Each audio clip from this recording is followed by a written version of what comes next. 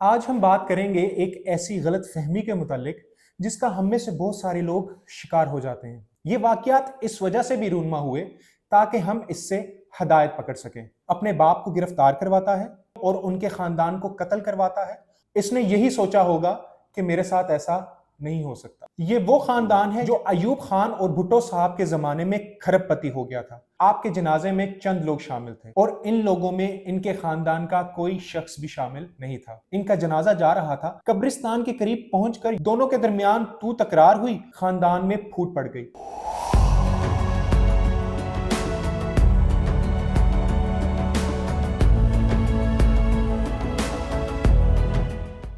السلام علیکم ویئرز، میں محمد عمیر آپ کو آپ کے اپنے چینل شعور ذات پر خوش آمدید کہتا ہوں۔ ویئرز، آج کا جو ہمارا ٹاپک ہے وہ کچھ ماضی کی تلخ یادوں، حقیقتوں اور دل خراش باتوں سے متعلق ہے۔ یہ واقعات اس وجہ سے بھی رونما ہوئے تاکہ ہم اس سے ہدایت پکڑ سکیں اور وہ غلطی نہ دہرائیں جو ان لوگوں نے کی۔ آئیے سب سے پہلے چلتے ہیں مغلیہ دور میں، جہاں عظیم سلطنت کا بادشاہ شاہ جہاں ایسا دور بھی دیکھتا ہے کہ اس کا اپنا بیٹا اورنگزیب عالمگیر اپنے باپ کو گرفتار کرواتا ہے، اپنے 3 بھائیوں اور ان کے خاندان کو قتل کرواتا ہے اور مغلیہ سلطنت کا بادشاہ بن جاتا ہے۔ اگر ہم شاہ جہاں کے متعلق بات کریں تو شاید اس نے یہی سوچا ہوگا کہ میرے ساتھ ایسا نہیں ہو سکتا۔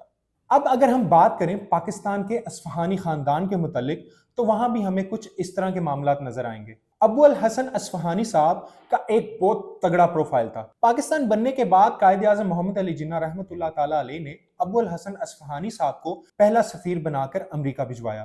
آپ کے سب سے بڑے بیٹے سکندر اصفہانی تھے۔ یہ وہ خاندان ہے جو ایوب خان اور بھٹو صاحب کے زمانے میں کھرب پتی ہو گیا تھا۔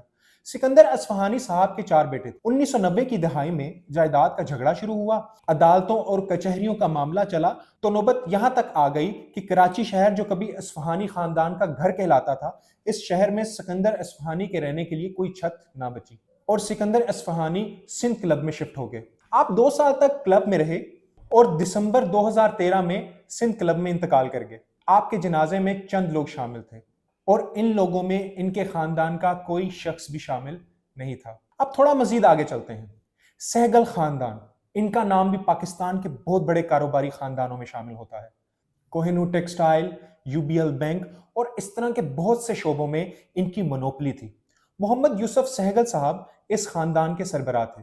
یہ 1993 میں فوت ہوئے۔ ان کا جنازہ جا رہا تھا، قبرستان کے قریب پہنچ کر یوسف سہگل صاحب کے ایک بیٹے نے دوسرے بیٹے پر وصیت میں ہیرا پھیری کا الزام لگا دیا۔ دوسرے نے انکار کر دیا، دونوں کے درمیان تو تکرار ہوئی اور یوں والد کی تدفین سے قبل خاندان میں پھوٹ پڑ گئی۔ بچے دولت اور جائیداد کے لیے لڑنے لگے اور آج اس خاندان کا صرف نام بچا ہے۔ ویئرز، یہ بہت سارے واقعات میں سے صرف چند ایک ہیں۔ عہدہ، دولت اور اولاد یہ ہم سے کیا کچھ نہیں کروا لیتے، یہ ہمیں اپنے ضمیر تک بیچنے پر مجبور کر دیتے ہیں۔ ان تینوں کی بے وفائی اور ان بے وفائیوں کے داغ اور آخرت میں قبر کا اندھیرا، یہ وہ حقیقت ہے جس سے ہر شخص واقف ہے، لیکن اس کے باوجود انسان کا کمال ہے، یہ دیکھتا ہے لیکن اسے نظر نہیں آتا، یہ سنتا ہے لیکن اسے سنائی نہیں دیتا، اور یہ سمجھتا ہے لیکن اسے سمجھایا نہیں جا سکتا۔ ہر روز لوگوں کو تباہ ہوتا، مرتا، ذلیل ہوتا دیکھتا ہے، ہر بار خود کو یقین دلاتا ہے یہ میرے ساتھ نہیں ہو سکتا۔ رب تعالیٰ کی ذات ہمیں عقل سمجھ کے ساتھ فیصلے کرنے کی توفیق عطا فرمائے۔ ڈھیروں ثانیوں کی دعاؤں کے ساتھ اجازت چاہوں گا۔ اللہ آپ کا حامی و ناصر۔